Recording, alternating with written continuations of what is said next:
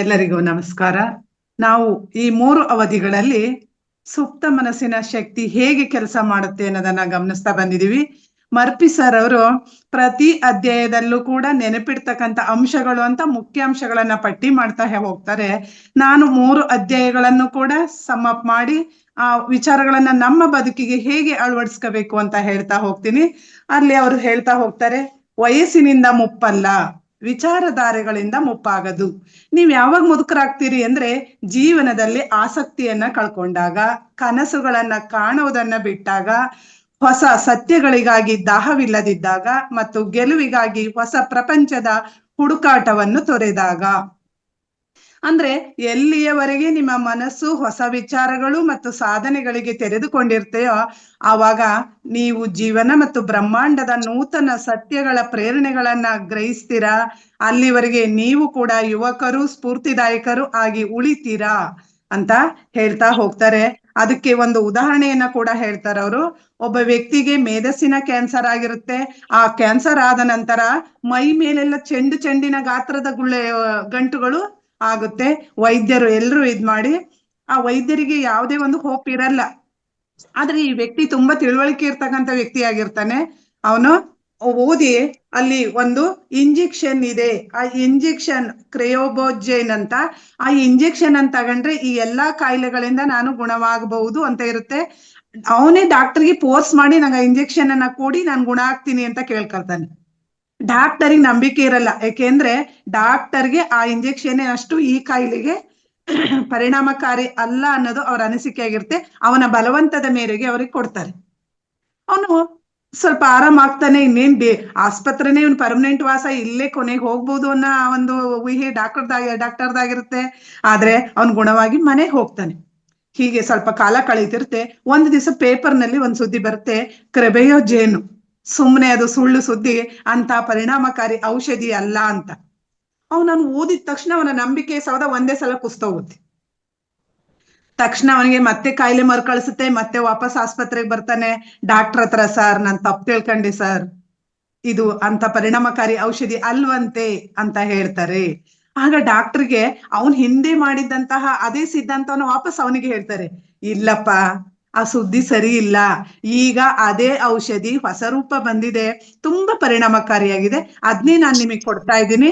ಮತ್ತೆ ವಾರಕ್ಕೆ ಗುಣವಾಗಿ ಮನೆಗೆ ಹೋಗಿ ಅವನು ಕೆಲವು ದಿನ ಬದುಕ್ತಾನಂತೆ.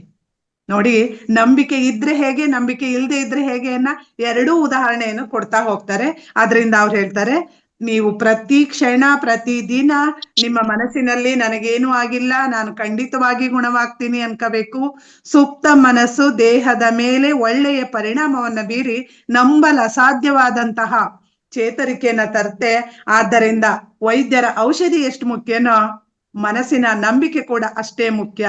ಅದಕ್ಕಾಗಿನೇ ನಾವು ಯಾವಾಗ್ಲೂ ಧನಾತ್ಮಕವಾಗಿ ಚಿಂತಿಸ್ಬೇಕು. ಸುಪ್ತ ಮನಸ್ಸು ನಮ್ಮ ಚಿಂತನೆಯ ಮೇಲೆ, ದೇಹದ ಮೇಲೆ ಒಳ್ಳೆಯ ಪರಿಣಾಮವನ್ನ ಬೀರುತ್ತೆ. ಹಾಗಾಗಿ ನಾವು ಸದಾ ಒಳ್ಳೆಯದನ್ನೇ ಚಿಂತಿಸುವ, ಒಳ್ಳೆಯದನ್ನೇ ಬಯಸ್ತಕ್ಕಂಥ ಜನ ಉಲ್ಲಸಿತರಾಗಿರ್ತಾರೆ. ಮುಖದ ಮೇಲೆ ಕಾಂತಿ ಮಿನುಗ್ತಾ ಇರುತ್ತೆ, ಅವ್ರಿಗೆ ಆರೋಗ್ಯ ಬಹುಕಾಲ ಚೆನ್ನಾಗಿರುತ್ತೆ. ನೀವ್ ಇದಕ್ಕೆ ಉದಾಹರಣೆಯಾಗಿ ನಮ್ಮ ಪೂರ್ವಜರು, ರೈತಾಪಿ ವರ್ಗದವರು ಎಷ್ಟು ಆರೋಗ್ಯವಾಗಿ, ಎಷ್ಟು ಖುಷಿಯಾಗಿ ಏನಿಲ್ದೆ ಇದ್ರು. ಕೆಲವ್ರು ಭಿಕ್ಷುಕರನ್ನೆಲ್ಲ ಗಮನಿಸಿ, ಅಪ್ಪ ಇವ್ರು ಹೇಗಿದಾರಪ್ಪ, ನಾವ್ ಹೀಗೆ ಅಂತ ನಾವ್ ಅನ್ಕೊಂಡ್ರೆ ಅವ್ರು ಎಷ್ಟು ಖುಷಿಯಾಗಿರ್ತಾರೆ. ಅಂದ್ರೆ ಅವರ ಮನಸ್ಸು ಅಲ್ಲಿ ಆ ರೀತಿ ಕೆಲಸವನ್ನ ಮಾಡುತ್ತೆ. ಅದರಿಂದ ನನ್ನ ಮನಸ್ಸಿಗೆ ಈ ಪುಸ್ತಕ ಹೇಗೆ ಅರ್ಥ ಆಯ್ತು ಅನ್ನೋದನ್ನ ನಾನು ನಿಮಗೆ ಹೇಳ್ತಾ ಹೋಗ್ತೀನಿ. ನೀವು ನೋಡಿ, ನಿಮ್ಮ ಬದುಕಲ್ಲಿ ಎಲ್ಲಾ ಸಲಹೆ ಸೂಚನೆ ಕೊಡೋರು ಕೂಡ ನಿಮ್ಮ ಮುಂದೆ ಇರ್ತಾರೆ. ಅದರಿಂದ ಎಲ್ಲರ ಮಾತು ಕೇಳಿಸಿಕೋ, ಆದರೆ ನಿನ್ನದೇ ಧ್ವನಿ ಸ್ಥಾಪಿಸಿಕೋ. ಎಲ್ಲರ ಹಾಡು ಆಲಿಸಿಕೋ, ಆದರೆ ನಿನ್ನದೇ ಕಾವ್ಯ ಸೃಷ್ಟಿಸಿಕೋ. ಎಲ್ಲರ ಹೆಜ್ಜೆ ಗಮನಿಸಿಕೋ, ಆದರೆ ನಿನ್ನದೇ ದಾರಿ ರೂಢಿಸಿಕೋ ಎಂಬ ಕವಿ ವಾಕ್ಯದಂತೆ ಎಲ್ಲವನ್ನು ಸ್ವೀಕರಿಸಿ, ಆದ್ರೆ ನಿಮ್ಮ ಬದುಕಿಗೆ ಏನ್ ಬೇಕೋ ಅದನ್ನೇ ಮಾತ್ರ ತಗೊಳ್ತಾ ಹೋಗಿ. ಎಲ್ರಿಗೂ ಅವ್ರದವ್ರದೇ ಒಂದು ಅಸ್ತಿತ್ವದ ಬೆಲೆ ಇರುತ್ತೆ. ಇನ್ನೊಬ್ಬರ ಬೂಟಿನಲ್ಲಿ ಕಾಲು ಹಾಕಕ್ಕೆ ಪ್ರಯತ್ನವನ್ನ ನಾವು ಪಡಬಾರದು. ಎಲ್ಲರೂ ಅವರವರ ಹೆಜ್ಜೆ ಗುರುತನ್ನ ಮೂಡಿಸ್ಲಿಕ್ಕೆ ಪ್ರಯತ್ನ ಪಡ್ಬೇಕು. ರೆಕ್ಕೆ ಕಟ್ಟಿ ಹಾರ್ತಕ್ಕಂಥ ಕನಸನ್ನ ನಾವು ಕಾಣ್ಬೇಕು. ಪ್ರತಿ ಕ್ಷಣ ಪ್ರತಿ ದಿನದಲ್ಲೂ ಹೊಸತನ ಇದೆ. ಹೊಸತನಕ್ಕಾಗಿ ಕೂರದ್ ಬೇಡ. ಎದುರು ನೋಡ್ಬೇಕಾಗಿಲ್ಲ. ಹೊಸತನ ನಮ್ಮಲ್ಲಿಯೇ ಇದೆ, ಅದು ಸದಾ ಅನಾವರಣಗೊಳ್ಬೇಕಷ್ಟೆ. ಉದಾಹರಣೆ, ಒಂದು ಫುಟ್ಬಾಲ್ ಆಟ ಆಡ್ತಿರ್ತೀವಿ ನಾವು, ಚೆಂಡು ಎಸೆಯವನ್ಗೂ ಗೊತ್ತಿರ್ಬೇಕಿಲ್ಲಿ, ಮುಂದೆ ಅದೇ ಚೆಂಡು ತನ್ನತ್ತಲೂ ಬರ್ತದೆ ಎಂಬ ಪ್ರಜ್ಞೆ ಇರ್ಬೇಕು. ಯಾಕೆಂದ್ರೆ ಚೆಂಡು ಎಸಿಬೇಕಾದ್ರೆ ಒಂದು ನೀತಿ, ವಾಪಸ್ ಬರ್ಬೇಕಾದ್ರೆ ಒಂದು ನೀತಿ ಇರಲ್ಲ ಅಲ್ವಾ? ಅದರಿಂದ ಕೆಟ್ಟ ಯೋಚನೆ, ದ್ವೇಷ, ಅಸೂಯೆ ಇವೆಲ್ಲವನ್ನು ಮಾಡ್ಬೇಕಾದ್ರೆ ನಿಮ್ ಮನ್ಸಲ್ಲಿ ಇಟ್ಕೊಳ್ಳಿ, ಇದು ಪುನಃ ವಾಪಸ್ಸು ನನ್ ಕಡೆ ತಿರುಗಬಹುದು, ನಾನು ಬೇರೆಯವ್ರಿಗೆ ಬಯಸಿದ್ದು ನನಗೂ ಆಗ್ಬಹುದು ಅಂತ. ನೀವು ನೋಡಿ, ಯಾವುದೇ ವೇಷ ಧರಿಸಿದ್ರು ಕೂಡ ಒಂದಲ್ಲ ಒಂದು ದಿನ ಕಳಚಲೇಬೇಕು. ದೇಹದ ವೇಷ ಆಗಿರ್ಬೋದು, ನಮ್ಮ ಮೈ ಮೇಲಿನ ಬಟ್ಟೆ ಇರ್ಬೋದು. ಅದೇ ರೀತಿ ಜನರನ್ನ ವಂಚಿಸ್ಬೋದು, ಆದ್ರೆ ನಿಮ್ಮ ಆತ್ಮಸಾಕ್ಷಿಯನ್ನ ಖಂಡಿತ ನೀವು ವಂಚಿಸ್ಲಿಕ್ಕಾಗಲ್ಲ. ನಿಮ್ಮ ಆತ್ಮಸಾಕ್ಷಿಗೆ ಅನುಗುಣವಾಗಿ ನೀವು ಬದುಕಿ. ಹೌದು, ಸುಪ್ತ ಮನಸ್ಸಿಗೆ ಅಂತ ತಾಕತ್ತಿದೆ. ಅಂಬೆಗಾಲಲ್ಲೇ ನರ್ತಿಸ್ತಕ್ಕಂತಹ ಅದರ ಸಾಹಸ ಅದೇನ್ ಚಂದ. ಮಡಿಲಲ್ಲೇ ಮಲಗಿಸಿ ಕತೆ ಹೇಳಿ ತಟ್ಟುತ್ತೆ, ಕಣ್ಣಲ್ಲಿ ಕಣ್ಣಿಟ್ಟು ತುಂಟ ಹೊಳಪು ಬೀರಿ ನಗುತ್ತೆ, ತೆರೆದರೆ ಮಿಂಚು, ಕಿವಿಗೊಟ್ರೆ ಕೊಳಲು, ದಿಟ್ಟಿಸಿದರೆ ಕೋಟಿ ಪ್ರಕಾಶ, ಮುಖ ಒಡ್ಡಿದರೆ ಇಬ್ಬನಿ ಮೀಯುವ ಮನಸ್ಸಿನ ಕಾರಂಜಿಯಂತೆ ಪ್ರಕೃತಿಯ ಮೈಬಣ್ಣಗಳ ದಿಬ್ಬಣನೆ ನಮ್ಮ ಬದುಕಿನ ಸಂಭ್ರಮ ಆಗಿರುತ್ತೆ. ನಿಮ್ಮ ಸುಪ್ತ ಮನಸ್ಸು ಅದೆಲ್ಲವನ್ನೂ ಮಾಡ್ತಕ್ಕಂತಹ ಒಂದು ಇದು ಅದಕ್ಕಿರುತ್ತೆ. ಹಾಗೇನೆ ಮೊನ್ನೆ ಒಂದ್ ಪ್ರಶ್ನೆ ಕೂಡ ಬಂತು, ಹೋಗಿದೆ ಏನ್ ಮಾಡೋದು ಅಂತ. ಅದಕ್ಕೆ ಯಾವುದಕ್ಕೂ ವ್ಯರ್ಥ ಚಿಂತನೆ ಬೇಡ, ಹಳೆದಕ್ಕೆ ಅಂಟುಗಳದ್ ಬೇಡ. ಕಳೆದು ಹೋದ ವಿಚಾರಣೆಗಳಿಗೆ ಅಂಟುಗಂಡ್ರೆ ನಾವು ಬೆನ್ನನ್ನ ಮುಂದೆ ಮಾಡಿ ನಡೆದಾಗ ಆಗುತ್ತೆ, ಅರ್ಥಾತ್ ಹಿಂದೆ ಹಿಂದೆ ಮತ್ತೆ ಚಲಿಸಿದ ಹಾಗೆ ಆಗುತ್ತೆ. ನಿಮ್ಮ ಮುಂದೆ ಏನಿದೆಯೋ ಅದನ್ನೆಲ್ಲ ಕಳ್ಕೊಳ್ತಾ ಇರ್ತೀರಿ. ಅದರಿಂದ ಯಾರಿಗ್ ಗೊತ್ತು, ಇದಕ್ಕಿಂತ ಅದ್ಭುತವಾದ ಬದುಕಿಗಾಗಿ ಅದು ನಡೆದಿರ್ಬಹುದು. ಉದಾಹರಣೆ, ನಿಮ್ಮ ಮನೇಲಿ ಒಂದು ಹಣ್ಣಿನ ಬುಟ್ಟಿ ಇದೆ, ಒಂದು ಹಣ್ಣು ಕೊಳತೋಗಿದೆ, ಅದು ಹೋಗುತ್ತಲ್ಲಪ್ಪ ಅಂತ ಇವತ್ತು ಕೆಟ್ಟ ಹಣ್ಣನ್ನೇ ತಿಂದು ಮುಗಿಸ್ತೀರಾ, ನಾಳೆ ಇನ್ನೊಂದು ಹಣ್ಣು ಕೆಟ್ಟೋಗಿರುತ್ತೆ, ಮತ್ ನಾಳೆ ಅದೇ ಹಣ್ಣು. ಅದ್ ಬದಲು ಆ ಕೆಟ್ಟ ಹಣ್ಣನ್ನ ತೆಗ್ದು ಎಸೀರಿ, ಒಳ್ಳೆ ಹಣ್ಣನ್ನ ತಿಂತ ಹೋಗಿ, ಬದುಕಲ್ ಹಾಗೆ ಒಳ್ಳೆ ಸಮಯ ಕೂಡ ಬರುತ್ತೆ. ಹಾಗೇನೆ ಪ್ರತಿ ದಿನವನ್ನ ಇದೇ ಕೊನೆ ದಿನ ಎಂಬಂತೆ ಜೀವಿಸಿ. ಒಂದಲ್ಲ ಒಂದಿನ ನೀವು ಅಂದ್ಕೊಂಡಿದ್ದು ನಿಜ ಆಗುತ್ತೆ. ಹಾಗೇನೆ ನಕಾರಾತ್ಮಕ ಯೋಚನೆ ಬೇಡ. ನನ್ಗೆ ವಯಸ್ಸಾಯ್ತು, ನನ್ನಿಂದ ಇನ್ನೇನು ಸಾಧನೆ ಇಲ್ಲ, ಕಾಲ ಮೀರಿ ಹೋಯ್ತು, ಆರೋಗ್ಯ ಹೋಯ್ತು ಇದು ನಿಮ್ಗೆ ಬೇಡ. ಪ್ರಾಯ ಕಳೆಯಲ್ಲ, ತುಂಬುತ್ತೆ. ಹಾಗಾಗಿಯೇ ನಾವು ಹುಟ್ಟು ಹಬ್ಬವನ್ನ ಸಂಭ್ರಮಿಸ್ತೀವಿ. ನೀವಲ್ಲಿ ಗಮನಿಸಿ, ಆ ಹಿಂದಿನವ್ರು ಎಷ್ಟು ಚೆನ್ನಾಗಿ ಅನಕ್ಷರಸ್ಥರವರು, ಅವನಿಗೆ 20 ವರ್ಷ ತುಂಬ್ತು, 30 ವರ್ಷ ತುಂಬ್ತು ಅಂತಾರೆ ಹೊರತು 20 ವರ್ಷ ಕಳೀತು ಅಂತ ಯಾರೋ ಹುಟ್ಟು ಹಬ್ಬಕ್ಕೆ ಹೇಳಲ್ಲ. ಅದೇ ರೀತಿ ಹೊಸ ವರ್ಷ ಬಂದಾಗ ನೋಡಿ, 25ನೇ ಇಸ್ವಿ ಬಂತು ಅಂತ ಹೇಳ್ತೀವಿ, ಇದು ಹೋಯ್ತು ಅಂತ ಹೇಳಲ್ಲ. ನೋಡಿ, ಅವ್ರಿಗೆ ಎಷ್ಟು ಜ್ಞಾನ ಇತ್ತು ನಕಾರಾತ್ಮಕ ಅಂತ. ನಾವೀಗೆಲ್ಲ ಓದಿ PhD ಮಾಡಿ ಇಷ್ಟೊಂದು ಅಧ್ಯಯನ ಮಾಡಿ ನಮಗೆ ಗೊತ್ತು, ಅದೇನೂ ಗೊತ್ತಿಲ್ಲದೆ ಅವ್ರಿಗೆ ಇದೆಲ್ಲ ಗೊತ್ತಿತ್ತು. ಅದಕ್ಕೆ ನಾವು ಹೊಸ ವರ್ಷದಲ್ಲಿ ಹರ್ಷವನ್ನ ಪಡ್ತೀವಿ, ಹುಟ್ಟಿದ ಹಬ್ಬವನ್ನ ಸಂಭ್ರಮಿಸ್ತೀವಿ. ಹೀಗೇನೆ ನಮಗೆ ತುಂಬಾ ನಿರೀಕ್ಷೆ, ಪರಾವಲಂಬನೆ ಬೇಡ. ಮಕ್ಕಳೇ ನಮ್ಗೆ, ಯಾರ ನೆರವು ಶಾಶ್ವತ ಇಲ್ಲ. ನಮ್ಮ ಮಕ್ಕಳೇ ನಮಗೆ ಒಂದೊಂದ್ ಸಮಯ ನಮ್ ನೆರವಿಗೆ ಬರಲ್ಲ. ಹೀಗಾಗಿ ಆದಷ್ಟು ಮಟ್ಟಿಗೆ ನಮ್ಮ ಕಾಲ ಬುಡ ನಾವೇ ಗಟ್ಟಿ ಮಾಡ್ಕೋಬೇಕು. ಕಾಲಿಡುವ ಮುನ್ನ ನೀವು ಕಣ್ತೆರೆದು ನೋಡ್ಬೇಕು. ಹಾಗೇನೆ ಹಾದಿನಲ್ಲಿ ಕಲ್ಲು ಮುಳ್ಳು ಎಲ್ಲ ಬರೋದು ಸಹಜ ಆಗಿರುತ್ತೆ. ಆ ಹಾದಿನಲ್ಲಿ ಹೋಗದಂತೆ ನಿಮ್ಮನ್ನ ತಡಿಲಿಕ್ಕೆ ಯತ್ನಿಸ್ಬಹುದು. ಅನೇಕರು ಕುಹಕಿಗಳು, ನಮ್ಮ ಜೊತೆಗಾರರು, ಸಹೋದ್ಯೋಗಿಗಳು ಇವರೆಲ್ಲರೂ ಕಾಲೆಳಿಲಿಕ್ಕೆ ಇರ್ತಾರೆ.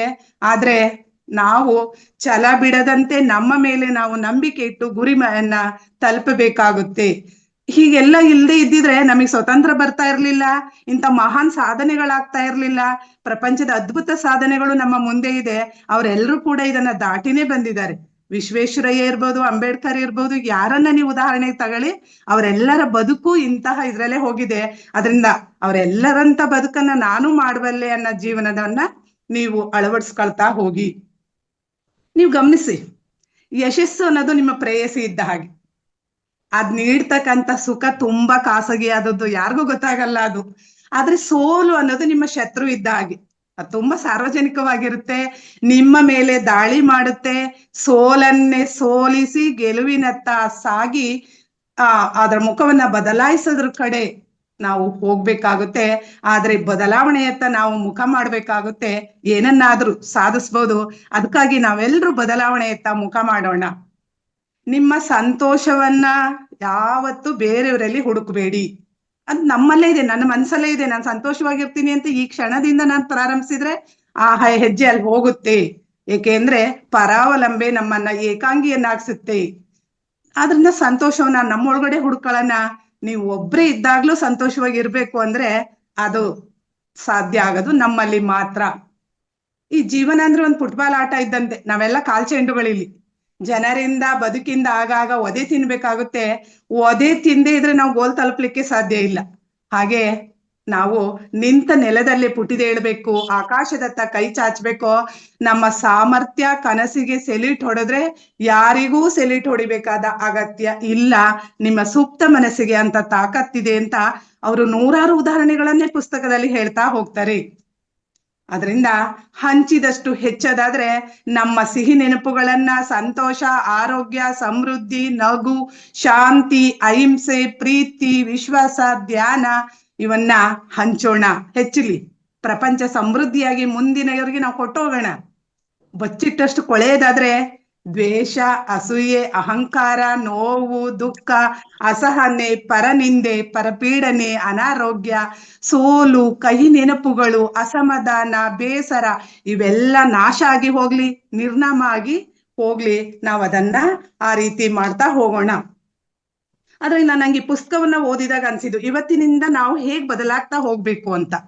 ಈ ದಿನ ನಾನು ನನ್ನ ಜೀವನ ಅತ್ಯಂತ ಸಂತಸಕರವಾಗಿ, ಆರೋಗ್ಯವಾಗಿ, ಅತ್ಯಂತ ಸಂತೃಪ್ತವಾದ ದಿನವನ್ನ ಕಳಿತೀನಿ ಅಂತ ಹಾಸಿಗೆ ಮೇಲಿಂದ ಹೇಳೋಣ. ಅದೇ ರೀತಿ ಬದುಕೋಣ. ಪುನಃ ಪುನಃ ಅದನ್ನ ನೆನಪು ಮಾಡ್ಕೊಳ್ಳೋಣ. ಹಾಗೇನೆ ನಾನು ನನ್ನನ್ನು ಪ್ರೀತಿಸ್ತೀನಿ, ನನ್ನನ್ನ ಎಲ್ರೂ ಪ್ರೀತಿಸ್ತಾರೆ, ಬೆಂಬಲಿಸ್ತಾರೆ ಅಂತ ಹೇಳ್ತಾ ಹೋಗೋಣ. ಉತ್ತಮ ಆರೋಗ್ಯ, ಸಂತಸ, ಫಿಟ್ನೆಸ್ ನ ಬೀಜಗಳನ್ನ ಬಿತ್ತುತ್ತಾ ಹೋಗೋಣ. ನನ್ನ ಭವಿಷ್ಯ ಮತ್ತಷ್ಟು ಉಜ್ವಲವಾಗಿರುತ್ತೆ, ಶ್ರೇಷ್ಠವಾಗಿರುತ್ತೆ ಅನ್ನೋ ನಂಬಿಕೆಯಲ್ಲಿ ಕೆಲಸ ಮಾಡ್ತಾ ಹೋಗೋಣ. ಈಗ ಈಗಿನ ಬದುಕು ಸುಂದರವಾಗಿಸಲು ಈಗ ಹಳೆ ಸಿಟ್ಟಿದೆ, ಹಳಹಳಿಕೆ ಇದೆ, ಅಪರಾಧಿ ಭಾವನೆ ಇದೆ ನಮ್ಮಲ್ಲಿ. ಅದನ್ನೆಲ್ಲವನ್ನು ಉಜ್ಜಿ ಹಾಕಬೇಕು. ಈಗಿನ ಸನ್ನಿವೇಶ, ಈಗಿನ ಜನರಿಗೆಲ್ಲ 100% ಪ್ರೀತಿ ನೀಡಿ ಹಳೆಯ ತಪ್ಪನ್ನ ಸರಿಪಡಿಸ್ತಾ ಹೋಗೋಣ. ಹಾಗೂ ನಾನು ಯಾರನ್ನೂ ಕುರಿತು ಕೂಡ ಪೂರ್ವಾಗ್ರಹವನ್ನ ತಾಳಲ್ಲ. ಅವ್ರು ಹೇಗಿದ್ದಾರೋ ಹಾಗೆ ಸ್ವೀಕರಿಸ್ತೀನಿ ಅಂತ ಹೇಳೋಣ. ಏಕೆಂದ್ರೆ ನಮ್ಮ ನಿರೀಕ್ಷೆ ಹಾಗೆ ಎಲ್ರೂ ಇರ್ಲಿಕ್ಕಾಗಲ್ಲ. ಹೀಗಿದ್ದಾರೆ ಅಂತ ಹೇಳಿ ನಾನೇ ಬೇರೆ, ಬೇರೆಯವರೇ ಬೇರೆ. ಅಣ್ಣ ತಮ್ಮ, ಅಕ್ಕ ತಂಗಿ, ಅಪ್ಪ ಅಮ್ಮನಿಗೆ ಹೊಂದಿಕೆ ಆಗಲ್ಲ ಅಂದ್ರೆ ಇನ್ ಎಲ್ಲ ಸಮಾಜ ಹೊಂದಿಕೆ ಆಗ್ಲಿಕ್ಕೆ ಸಾಧ್ಯ ಇಲ್ಲ. ಪೂರ್ವಾಗ್ರಹ ಯಾರ ಬಗ್ಗೆನೂ ನಮ್ಗೆ ಬೇಡ. ನಾವೆಲ್ಲರೂ ಕೂಡ ಒಂದೇ ದಾರಿಲಿ ಸಾಕ್ತಾ ಇರ್ತಕ್ಕಂಥ ಆತ್ಮಗಳು ಇಲ್ಲಿ. ಹೃದಯದಲ್ಲಿ ಕರುಣೆ, ಪ್ರೀತಿ ತುಂಬಿಕೊಂಡು ಇನ್ನೊಬ್ಬರ ಮಾತು ಭಾವನೆಗಳಿಗೆ ಪ್ರತಿಕ್ರಿಯಿಸ್ತಾ ಹೋಗ್ಬೇಕು. ಖುಷಿಯಿಂದ, ಸಂತಸದಿಂದ ಇರ್ಲು ಎಲ್ಲ ಸಂಗತಿಗಳು ಪರಿಪೂರ್ಣವಾಗಿರ್ಬೇಕು ಅಂತಿಲ್ಲ. ಉದಾಹರಣೆ, ನಾನ್ ಮನೆ ಕಟ್ಟಿದ್ಮೇಲೆ ಆರಾಮಾಗಿರ್ತೀನಪ್ಪ ಮನೇಲಿ, ನಾನು ಆರೋಗ್ಯವಾಗಿದ್ರೆ, ನನ್ನ ಮಕ್ಕಳು ಸೆಟ್ಲ್ ಆದ್ಮೇಲೆ ಆ ದಿನ ಬರಲ್ಲ. ಅಷ್ಟೊತ್ತಿಗೆ ನಮಗೆ ಬದುಕುವ ಆಸಕ್ತಿ, ಸಂತೋಷ ಎಲ್ಲ ಮುಗಿದು ಹೋಗಿರುತ್ತೆ. ಅದಕ್ಕಾಗಿ ಈಗ ನಾನು ಖುಷಿಯಾಗಿದ್ದೀನಿ, ಶಾಂತಿಯಿಂದ ಇದ್ದೀನಿ, ಎಲ್ಲ ಶಾಂತಿಯಿಂದ ಕೂಡಿರ್ಲಿ ಅಂತ ಆಸೆ ಪಡ್ತಾ ನಾವು ಬದುಕನ್ನ ರೂಪಿಸ್ಕೋಬೇಕು. ನೀವು ಪ್ರತಿ ಊಟವನ್ನ ಧ್ಯಾನ ಅಂತ ಅನ್ಕೊಂಡು ನಾವು ತಿಂತಕ್ಕಂಥ ಪ್ರತಿ ತುತ್ತು ಕೂಡ ನನಗೆ ಶಕ್ತಿಯನ್ನ ನೀಡ್ತಾ ಇದೆ, ನನ್ನ ಸ್ನಾಯುಗಳು ಶಕ್ತಿಯುತ ಆಗ್ತಾ ಇದ್ದಾವೆ, ನನ್ನ ನರಗಳು ಸರಿಯಾಗಿ ಕೆಲಸವನ್ನ ನಿರ್ವಹಿಸ್ತಾ ನೆರವಾಗ್ತಾ ಇದೆ ಅಂದ್ಕೊಂಡು ನೀವು ಜೀವನವನ್ನ ಮಾಡ್ತಾ ಹೋಗಿ ಅಂತ ಅವರು ಅನೇಕ ಉದಾಹರಣೆಗಳನ್ನ ಹೇಳ್ತಾ ಹೋಗ್ತಾರೆ ಅಲ್ಲಿ. ಹಾಗೇನೆ ಆಗಾಗ್ಗೆ ನಾನು ಪ್ರಜ್ಞಾಪೂರ್ವಕವಾಗಿ ಉಸಿರಾಡ್ತಾ ಇದ್ದೀನಿ. ಉಚ್ಛ್ವಾಸ ನಿಶ್ವಾಸದ ಮೇಲೆ ನನ್ನ ಗಮನ. ಇಲ್ಲಿ ನೋಡಿ, ನನ್ನ ಲಿಂಗ, ನನ್ನ ವೃತ್ತಿ, ಕುಟುಂಬದಲ್ಲಿಯ ನನ್ನ ಸ್ಥಾನ ಎಲ್ಲದರಿಂದ ನಾನು ಹೊರತಾಗಿದ್ದೀನಿ. ನಾನು ಮುಕ್ತ ಆತ್ಮ ಅಂತ ಅನ್ಕಬೇಕು. ಕರ್ತವ್ಯ ಹಾಗೂ ಜವಾಬ್ದಾರಿಯಿಂದ ಹೊರಬಂದು ತತ್ತರಿಸ್ಬೇಕಾದ್ರೂ ಕೂಡ ಅದು ನಿಮ್ಮನ್ನ ನಿರಾಳವಾಗಿಸುತ್ತೆ. ನನ್ನ ಯಾವ ಇದು ಬೇಡ, ನಾನ್ ಡಾಕ್ಟರ್, ನನ್ನ ಇಂಜಿನಿಯರ್, ನನ್ನ ಪ್ರಧಾನಿ, ಮುಖ್ಯಮಂತ್ರಿ ಯಾವುದನ್ನು ಬಿಟ್ಟು ನಾನು ಕೇವಲ ಒಂದು ಆತ್ಮ ಅಂತ ನಾವು ಬದುಕ್ತಾ ಹೋಗ್ಬೇಕು. ಹಾಗೆ ಸಂಪೂರ್ಣವಾಗಿ ಪ್ರೀತಿಸ್ಲೋ ಈ ಜೀವಮಾನನೇ ಸಾಕಾಗಲ್ಲ. ನೀವ್ ಬೇಕಾದ್ರೆ ಇದನ್ನ ಗಮನಿಸಿ. ಇನ್ ದ್ವೇಷ ಮಾಡಕ್ ಸಮಯ ಎಲ್ಲಿದೆ? ಒಬ್ರು ತತ್ವಜ್ಞಾನಿ ಹೇಳ್ತಾರೆ, ನನಗೆ ಪ್ರೀತಿ ಮಾಡಕ್ಕೆ ಸಮಯ ಇಲ್ಲ, ದ್ವೇಷ ಮಾಡಕ್ಕೆ ನಂತ ಸಮಯನೇ ಇಲ್ಲಪ್ಪ. ಅವ್ರು ಮಾಡ್ಕೊಳ್ಳಿ ಬಿಡಿ, ಮಾಡೋರು ಅಂತ ಹೇಳ್ತಾರೆ. ಆದ್ರಿಂದ ನಾವು ನಮ್ಮ ಕೊಟ್ಟಿರ್ತಕ್ಕಂಥ ಆಯಸ್ಸನ್ನ ಪ್ರೀತಿಗಾಗೆ ಪಡ್ಕೊಳ್ಳೋಣ, ಹಂಚೋಣ. ಹಾಗೂ ನಾನು ಪ್ರೀತಿಯ ಪಾತರಗಿತ್ತಿಗಳನ್ನೇ ನಿನ್ನತ್ತ ಹಾರ್ಬಿಡ್ತಾ ಇದ್ದೀನಿ ಅಂತ ಹೇಳಿ ನಮಗೆ ನೋವು, ದ್ವೇಷ, ಅಸೂಯೆ, ಹಾನಿ ಮಾಡಿದಂತ ವ್ಯಕ್ತಿಗಳಿಗೂ ಕೂಡ ಹೇಳೋಣ, ಮನ್ಸಲ್ಲಿ ಕೂಡ ಅದನ್ನ ಹೇಳ್ತಾ ಹೋಗೋಣ. ಹೀಗೆ ನಾವು ಬದುಕನ್ನ ಮಾಡಿದ್ರೆ ಬದುಕು ಎಷ್ಟು ಚೆನ್ನಾಗಿರುತ್ತೆ ನೋಡಿ. ಅಂತಹ ಬದುಕು ನಮ್ದೆಲ್ಲರದಾಗಬೇಕು. ಈ ಸುಪ್ತ ಮನಸ್ಸಿನ ಒಂದು ಶಕ್ತಿಯನ್ನ ನಾವು ಹೀಗೆ ಒಳ್ಳೆಯದಕ್ಕೆ ಯೋಚಿಸ್ಬೇಕು ಅಂತ ಅವರು ಪ್ರತಿ ಅಧ್ಯಾಯದ ಕೊನೆಯಲ್ಲಿ ಪುಸ್ತಕದ ಬಗ್ಗೆ ಅವರು ಹೇಳ್ತಾ ಹೋಗ್ತಾರೆ. ಈಗ ನಾನು ಇದನ್ನ ಹೇಗೆ ಬದಲಾಯಿಸ್ಬೋದು ಅಂತ ನನ್ನ ಒಂದು ಸಣ್ಣ ಕವನದ ಮೂಲಕ ಇದನ್ನ ಸಂಪನ್ನಗೊಳಿಸೋಣ. ಇದು ಹೇಗೆ ಅಂದ್ರೆ, ನೀನು ಎಲ್ಲೇ ಇರು, ಹೇಗೆ ಇರು, ಎಂದೆಂದು ನಿನ್ನ ಆನಂದಕ್ಕಾಗಿ ಬದಲಾಗು ಮನವೇ ನೀನಿನ್ನು. ಚಿತೆ ಚಿಂತೆ ಮಧ್ಯೆ ಶೂನ್ಯತೆಯ ಭಿನ್ನತೆ, ಪರಿಣಾಮ ಮಾತ್ರ ಘನಘೋರವು. ವ್ಯತ್ಯಾಸ ತಿಳಿದು ಪರಿಹಾರ ಪಡೆಯಲು ಭಿನ್ನವಾಗಿ ಯೋಚಿಸಿ ಸಂತಸವ ನೀ ಪಡೆ. ಇರುವುದೆಲ್ಲವ ಬಿಟ್ಟು ಪರಕಳಚಲೇಬೇಕೆಂಬ ಸತ್ಯದ ಅರಿವು ನಿನಗಿಲ್ಲವೇ? ಕಾಲ ಉರುಳುರುಳಿ ಮಗಮಗುಚಿ ಮರೆಯಾಗುತ್ತಿದ್ದರೂ ಎಲ್ಲವನ್ನು ಅರಿತು ಪರಿಪೂರ್ಣನಾಗಲು ಭಿನ್ನವಾಗಿ ಯೋಚಿಸು, ಬದುಕ ನೀನೇ ರೂಪಿಸು. ಬಯಸಿದ್ದೇ ಒಂದು, ಸಿಕ್ಕಿದ್ದೇ ಮತ್ತೊಂದು, ಅದಕ್ಕಾಗಿ ಪರಿತಪಿಸಿ ಪಡೆದದ್ದು ಏನು? ನಿನ್ನರಿವೆ ನಿನ್ನ ಗುರು, ನಿನ್ನ ಶಿಲ್ಪಿ ನೀನೆ ತಿಳಿ, ಅದಕ್ಕಾಗಿ ನೀನಿನ್ನು ನಿನ್ನೊಳಗೆ ನೀ ಇಳಿ. ಅಲ್ಲೇ ಎಲ್ಲವೂ ಇದೆ, ಹುಡುಕಬೇಕಿದೆ ನೀನೆ, ಅದಕ್ಕಾಗಿ ನೀನಿನ್ನು ಭಿನ್ನವಾಗಿ ಯೋಚಿಸು. ನಡೆದದ್ದರ ನಡೆಯದ್ದರ ಬರಿ ವ್ಯರ್ಥ ಚಿಂತೆ, ಗತಿಸಿದ್ದು ಬೇಕಿಲ್ಲ, ಮುಂದಿನದು ತಿಳಿದಿಲ್ಲ. ಇಂದು ನೆನ್ನೆಯಾಗಲು ಕ್ಷಣ ಮಾತ್ರವೇ ಸಾಕು, ನಾಳೆ ಎಂದಿಗೂ ಬಾರದು ಬದುಕಲಿ. ಈ ಕ್ಷಣದಿ ಬದುಕಲು ಬದಲಾಗಬೇಕಿದೆ, ಅದಕ್ಕಾಗಿ ನೀನಿನ್ನು ಭಿನ್ನವಾಗಿ ಯೋಚಿಸು, ನವ ಬದುಕ ರೂಪಿಸು. ಆತ್ಮೀಯರೇ, ನನಗೆ ಕೊಟ್ಟಂತಹ 4 ತರಗತಿಗಳಲ್ಲಿ ನನ್ನ ಕೈಲಾದಷ್ಟು ನನ್ನ ಶಕ್ತಿಯನ್ನ ಬಳಸಿ ನಾನು ಇದನ್ನ ಮಾಡಿದ್ದೇನೆ. ಏನಾದ್ರೂ ಇದರಲ್ಲಿ ಸಲಹೆ ಸೂಚನೆ ನಿಮ್ಮಿಂದ ನಾನು ಬಯಸ್ತೀನಿ, ಕೊಡ್ತೀರಾ ಅಂತ ಹೇಳಿ. ಮುಂದಿನ ಒಂದು ಅಂದ್ರೆ ಇಲ್ಲಿ ತನಕ ಆಗಿರ್ತಕ್ಕಂಥ ಸಮ್ಮಪ್ಪನ್ನ ನಾನು 3 ಅಧ್ಯಯನದನ್ನ ನಾನು ಮಾಡಿದ್ದೀನಿ. ನಿಮ್ಮೆಲ್ಲರ ಸಲಹೆ ಸೂಚನೆಗಳಿಗೆ ಸದಾ ನಾನು ಸ್ವಾಗತ ಬಯಸ್ತೀನಿ, ನಾನು ಸ್ವೀಕರಿಸ್ತೀನಿ, ನನ್ನನ್ನು ತಿದ್ಕೊಳ್ತೀನಿ. ಧನ್ಯವಾದಗಳು ಅವಕಾಶಕ್ಕಾಗಿ. Thank you. S Vani madam, ಅದ್ಭುತವಾಗಿದೆ. ಇವತ್ತು ನೀವು ಮೂರು ಅಧ್ಯಾಯಗಳು ಕಂಪ್ಲೀಟ್ ಮಾಡಿದ್ರಿ, ಸಂಪನ್ನಗೊಳಿಸಿದ್ರಿ. ಅದೇ ಪ್ರತಿಯೊಂದು ಸೊಗಸಾಗಿದೆ. ಸೊ ಅತಿ ಸುಂದರವಾಗಿ ಹೇಳಿದ್ರಿ. ಇವತ್ತಿನ ನಿನ್ನೆ ಮೊನ್ನೆ ಅತಿ ಸುಂದರವಾಗಿ ಹೇಳಿದ್ರಿ. ಸೊ ಇನ್ನೂ ಮುಂದಿನ ತರಗತಿಯಲ್ಲಿನೂ ನಾವು ಮಾಡೋಣ. ಅಂದರೆ ಮುಂದಿನ ಸೆಷನಲ್ಲಿ ನೆಕ್ಸ್ಟ್ ಮುಂದಿನ ತಿಂಗಳಲ್ಲಿನೂ ಆದಷ್ಟು ಒಂದು 3 ರಿಂದ 4, 4 ರಿಂದ 5 ಸೆಷನ್ಸ್ ನಾವು ಕಂಡಕ್ಟ್ ಮಾಡೋಕ್ಕೆ ಪ್ರಯತ್ನ ಮಾಡೋಣ. ಈ ಬುಕ್ ಎಲ್ಲ ಇದೇ ರೀತಿಯಲ್ಲಿ ನೀವು, ಅಂದರೆ ಇಲ್ಲಿ ಏನಾಗತ್ತಂದ್ರೆ ಅಲ್ಲಿ ಇರುವಂಥ ವಿಷಯ ಮತ್ತೆ ನಿಮ್ಮ ಈ ಕವನ ಚೈತನ್ಯ ಇದೆಲ್ಲ, ಈ ಕವನ ಆ ಕಲೆ ಇದೆಲ್ಲ, ಆ ಕಲನ್ನು ಜೋಡಿಸಿ ಹೇಳಿದಕ್ಕೂ ತುಂಬಾ ಅತಿ ಸುಂದರವಾಗಿ ಬರ್ತಾ ಇದೆ. ಹೇಳ್ಬೇಕಂದ್ರೆ ಅದು ವಿಶಿಷ್ಟವಾಗಿರೋದು. ಯಾಕಂದ್ರೆ ನಿಮ್ಗೆ ಇರುವಂತ ಆ ಭಾಷಾ ಪಟುತ್ವ ಇದೆಲ್ಲ, ಸೊ ಅದು ಒಂದು ಶ್ರೇಷ್ಠವಾದದ್ದು. ಸೊ ಅದು ಪ್ಲಸ್ ಈ ಬುಕ್ಕಲ್ಲಿರುವಂಥ ಅಂಶನೂ ಅದೇ ರೀತಿಯಲ್ಲಿ. ಯಾಕಂದ್ರೆ ಉಪಪ್ರಜ್ಞಾ ಮನಸ್ಸು ಅಂದ್ರೇನೆ ಒಂಥರ ಪವಾಡದು. ಸೊ ಅದು ಮತ್ತೆ ನಿಮ್ಮ ಚೈತನ್ಯ, ನಿಮ್ಮ ಕಲೆ ಏನಿದೆಯೋ ಎಲ್ಲ ಸೇರ್ಕೊಂಡ್ರೆ ಅತಿ ಸುಂದರವಾಗಿದೆ. ಪ್ರತಿ ಕ್ಲಾಸ್ನು ಅತಿ ಸುಂದರವಾಗಿದೆ. Thank you so much. Thank you. Nagaraj Guruji sir ಹೇಳ್ಬೇಕು.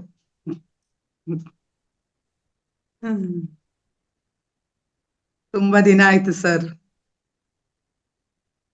ನಮಸ್ಕಾರ. ಸರ್ ಅವಾಗ ಸ್ವಲ್ಪ ವ್ಯತ್ಯಾಸ ಆಗ್ತಾ ಇರುತ್ತೆ ಆರೋಗ್ಯದಲ್ಲಿ, ಹಾಗಾಗಿ ಭಾಗವಹಿಸಕ್ಕಾಗಿರ್ಲಿಲ್ಲ. ಸ್ವಲ್ಪ ಹೊತ್ತು ಕೇಳಿಸ್ಕೊಂಡೆ. ತಮ್ಮ ವಿಚಾರ ಸರಣಿ ಬಹಳ ಚೆನ್ನಾಗಿತ್ತು, ವಿದ್ವತ್ಪೂರ್ಣವಾಗಿತ್ತು. ಇಷ್ಟು ಚೆನ್ನಾಗಿ ಮಾತನಾಡ್ತೀರಿ ಅಂತ ಗೊತ್ತಿರ್ಲಿಲ್ಲ ನನ್ಗೆ. ಹೇಳ್ತಾ ಇದ್ದೆ ಅವಾಗ, ಬಟ್ ಒಳ್ಳೆ ತುಂಬಾ ಚೆನ್ನಾಗಿ ವಿಚಾರ ಸರಣಿ ನಿರರ್ಗಳವಾಗಿ ಬರ್ತಾ ಇತ್ತು, ಮತ್ತೆ ವಿದ್ವತ್ಪೂರ್ಣವಾಗಿತ್ತು. ಬೇಕು ಇದು ನಮ್ಗೆ. ನನಗೆ ಕೆಲವು ಹೇಳಕ್ ಆಗ್ತಾ ಇಲ್ಲ. ತುಂಬಾ ಚೆನ್ನಾಗಿ ವಿಚಾರ ಮಾಡಿ. ಸರ್, ನಿಮ್ಮಿಬ್ಬರ ಆಶೀರ್ವಾದ, ಹಾರೈಕೆ, ನೀವು ಕೊಟ್ಟಂತ ಪ್ರಾರಂಭದ ಪ್ರೋತ್ಸಾಹ ಸರ್ ನಾನು ಇರ್ತಕ್ಕಂತ ಹೆಜ್ಜೆ. ಖಂಡಿತ. ಏನು ಸಾಧನೆ ಮಾಡುವವರಿಗೆ ನಮ್ಮಿಂದ ಎಷ್ಟು ಸಾಧ್ಯವಷ್ಟು ಸಾಧನೆಯ ಮಾರ್ಗವನ್ನು ನಾವು ತೋರ್ಸೋದೇ ನಮ್ಮ ಗುರಿ. ಯಾಕಂದ್ರೆ ನಮ್ ಕೈಲಿ ಏನಾಗುತ್ತೋ, ಒಬ್ಬೊಬ್ರು ಒಂದೊಂದು ಕ್ಷೇತ್ರದಲ್ಲಿ ಅವ್ರದ್ದೇ ಆದಂತ ಒಂದು ಇದನ್ನ ಮಾಡಿರ್ತಾರೆ. ಹಾಗಾಗಿ ಎಲ್ಲದರ ಒಂದು ಸಾರ ಈ ರೀತಿ ಸಿಕ್ಕಿದಾಗ ನಮ್ಮಲ್ಲಿ ಇರ್ತಕ್ಕಂತಹ ಏನು ಸಾಧಕರು ಇವಾಗ ಏನು ಮಾಡ್ತಾ ಇದ್ದಾರೆ, ಇವರೆಲ್ರಿಗೂ ಇವೆಲ್ಲ ಬೇಕು. ಆವಾಗ ಅದೊಂದು ರೀತಿ ಪರಿಪೂರ್ಣವಾದಂತ ಒಂದು ವ್ಯಕ್ತಿತ್ವ ವಿಕಸನ ಆಗೋದಕ್ಕೆ ತುಂಬಾ ಸಹಕಾರಿ. ಒಳ್ಳೆ ವಿಚಾರಗಳನ್ನ ಕೊಟ್ರಿ. ತುಂಬಾ ತುಂಬಾ ಧನ್ಯವಾದಗಳು. ಈ ಉಪಪ್ರಜ್ಞಾ ಮನಸ್ಸನ್ನು ನೀವೇನ್ ಮಾಡ್ಬೇಕಮ್ಮ, ಇದೆಲ್ಲ ನಾವು ಇಲ್ಲಿ ಈ ವೇದಿಕೆಯಲ್ಲಿ ಆಗತ್ತಲ್ಲ, ಎಲ್ಲ ಸ್ವಾಧ್ಯಾಯ ಮತ್ತೆ ಎಲ್ಲ ಚರ್ಚೆ ಆಗತ್ತೆ. ನಿಮ್ಮಿಂದ ಎಲ್ಲ ವಿಷಯ ಬಂದಿದ ಮೇಲೆ ನಾವು ಪ್ರತ್ಯಕ್ಷ ಕಾರ್ಯಕ್ರಮವನ್ನು ಒಂದು ಮಾಡಿ ಆ ಪೂರ್ತಿ ಎಲ್ಲಾ ಪಾಯಿಂಟ್ಸ್ಗಳು ಇವೆಲ್ಲ ನೀವು ಏನೇನು ಹೇಳ್ತೀರೋ ಎಲ್ಲ ಸಂಗ್ರಹ ಮಾಡಿಕೊಂಡು ಒಂದು ಸಮರಿ ತರ ಮಾಡಿ ಅದು ಟ್ರೈನಿಂಗ್ ಕೊಡ್ಬೇಕಾಗತ್ತೆ. ನಾವು ಒಂದು ದಿನ ಪೂರ್ತಿ ಟ್ರೈನಿಂಗು ಈ ಸಬ್ ಕಾನ್ಶಿಯಸ್ ಮೈಂಡ್ ಬಗ್ಗೆನೇ ಇರ್ಬೇಕು. ಅರ್ಥ ಆಯ್ತಾ? ಅದು ಆ ರೀತಿಯಲ್ಲಿ ನಮ್ಮ ಕೇಂದ್ರದಲ್ಲಿ ಇಲ್ಲ ಅಂದ್ರೆ ಇನ್ನೊಂದು ಪ್ಲೇಸಲ್ಲಿ ಯಾವುದೇ ಪ್ಲೇಸಲ್ಲಿ ನಾವು ಆ ತರ ಟ್ರೈನಿಂಗ್ ಕೊಡ್ಬೇಕಾಗತ್ತೆ. ಸಬ್ ಕಾನ್ಶಿಯಸ್ ಮೈಂಡ್ ಅಂದ್ರೆ ಒಂದು ವರ್ಕ್ಶಾಪ್. ಓಕೆ, ಆ ವರ್ಕ್ಶಾಪ್ ಅಲ್ಲಿ ಏನಂದ್ರೆ ನೀವು ಎಲ್ಲಾ ಚಾಪ್ಟರ್ಸ್ ಅಲ್ಲಿ ಏನು ಕವರ್ ಮಾಡ್ತೀರೋ ಅದು ಮತ್ತೆ ಮತ್ತೆ ಮನನ ಮಾಡಿಕೊಂಡು ಎಲ್ಲರಿಗೂ ತಿಳಿಸ್ಕೊಡೋದು, ಹೊಸಬ್ರಿಗೆಲ್ಲ ನಾವು ಟ್ರೈನಿಂಗ್ ಕೊಡೋದು. ಯಾಕಂದ್ರೆ ಈ ಉಪಪ್ರಜ್ಞಾ ಮನಸ್ಸನ್ನು ಬಳಸ್ಕೊಂಡು ತುಂಬಾ ಜನ ಗೊತ್ತಿಲ್ಲ, ಯಾವ ರೀತಿಯಲ್ಲಿ ಬಳಸ್ಕೋಬೇಕು, ನಿತ್ಯ ಜೀವನದಲ್ಲಿ ಏನ್ ಮಾಡ್ಬೇಕು ಬಳಸ್ಕೋಬೇಕಂದ್ರೆ, ಮತ್ತೆ ಆಧ್ಯಾತ್ಮಿಕವಾಗಿ ಏನ್ ಮಾಡ್ಬೇಕು, ಈ ಎರಡು ಗೊತ್ತಿಲ್ಲ. ಅದಕ್ಕೆ ಇಷ್ಟೆಲ್ಲ ಸಮಸ್ಯೆಗಳು ಆಚೆ ನೋಡ್ತಾ ಇನ್ನೊಂದು ವಿಷಯ ಏನ್ ಹೇಳ್ಬೇಕು ಅಂತ ಹೇಳಿದ್ರೆ, ಈ ಆನ್ಲೈನ್ ನಲ್ಲಿ ಬರ್ತಕ್ಕಂತ ಸಂದರ್ಭದಲ್ಲಿ ವಿಚಾರಗಳು ನಾನಿಲ್ಲಿ ಗಮನಿಸ್ತಾ ಇರ್ತೀನಿ. ವಿಡಿಯೋದಲ್ಲಿ ನಾವು ಮಾತನಾಡ್ತಾ ಇರ್ತೀವಿ, ವಿಚಾರ ಮಂಡನೆ ಮಾಡ್ತಾ ಇರ್ತೀವಿ. ಕೆಲವರು ಶ್ರದ್ಧೆಯಿಂದ ಕೂತ್ಕೊಂಡು ಕೇಳಿಸ್ಕೊಳ್ತಾರೆ, ಇನ್ನು ಕೆಲವರು ಓಡಾಡ್ಕೊಂಡು ಅದು ಇದು ಕೆಲಸ ಮಾಡ್ತಾ ಇರುವ ಸಂದರ್ಭದಲ್ಲಿ ಅವರ ಕಾನ್ಶಿಯಸ್ನೆಸ್ ಆ ಕಡೆ ಹೋಗುತ್ತೆ ಹೊರತು ವಿಷಯದ ಕಡೆ ಬರೋದಿಲ್ಲ. ಎಲ್ಲಿ ನಮ್ಮ ಆಂಗಿಕ ಚಟುವಟಿಕೆಗಳು ಕೆಲಸ ಕಾರ್ಯಗಳಿರ್ತವೆ, ಮನಸ್ಸನ್ನು ಅಲ್ಲಿ ಹೋಗುತ್ತೆ ಹೊರತು ನಮ್ಮ ವಿಚಾರಕ್ಕೆ ಬರೋದಿಲ್ಲ. ಅದಕ್ಕೆ ತಾವೇನ್ ಮಾಡ್ಬೇಕು ಅಂತ ಹೇಳಿದ್ರೆ, ಆಫ್ಲೈನ್ ಕ್ಲಾಸ್ ನಡೆಯುವಂತ ಸಂದರ್ಭದಲ್ಲಿ, ಏನು ಸಮಗ್ರ ಸ್ವಾಸ್ಥ್ಯ ಹಬ್ಬದ ಸಂದರ್ಭಗಳಲ್ಲಿ ನೇರವಾಗಿ ಮುಖಾಮುಖಿಯಾಗಿ ವಿಚಾರವನ್ನ ಕೊಡ್ಬೇಕು. ಹೇಳುತ್ತೆ ಒಂದ್ ಕಡೆ ವೇದಾಂತ ಏನ್ ಹೇಳುತ್ತೆ ಅಂತ ಹೇಳಿದ್ರೆ, ಒಬ್ರು ಉಪನ್ಯಾಸ ಕೊಡ್ತಾ ಇರುವಾಗ ಆಕಳಿಕೆ ಬಂದ್ರೆ ಅಲ್ಲಿ ನಿಲ್ಸ್ಬಿಡ್ಬೇಕು ಅಂತ ಹೇಳ್ತಾರೆ. ಯಾರಾದ್ರೂ ಒಬ್ಬ ಆಕಳಿಸ್ತಾ ಇದ್ದಾನೆ ಅಂತ ಹೇಳಿದ್ರೆ ಅಲ್ಲಿಗೆ ನಾನ್ ಕೊಡ್ತಾ ಇರ್ತಕ್ಕಂತ ವಿಚಾರ ಅವ್ರಿಗೆ ಆಕಳಿಕೆ ಬರುವಂಗೆ ಅಲ್ಲಿ ಕೇಳಿಸ್ಕೊಳ್ತಾ ಇಲ್ಲ ಅಂತ ಅರ್ಥ. ಮತ್ತೆ ಅಕಸ್ಮಾತ್ ಇನ್ನೆಲ್ಲ ಒಂದ್ ಕಡೆ ದೃಷ್ಟಿ ಶಬ್ದ ಬಂದ ತಕ್ಷಣ ನಮ್ ದೃಷ್ಟಿ ಆ ಕಡೆ ಹೋದ್ರೆ ಅಲ್ಲಿಗೆ ಮುಗೀತು, ಕಾನ್ಶಿಯಸ್ನೆಸ್ ಹೊಟ್ಟೋಯ್ತದು.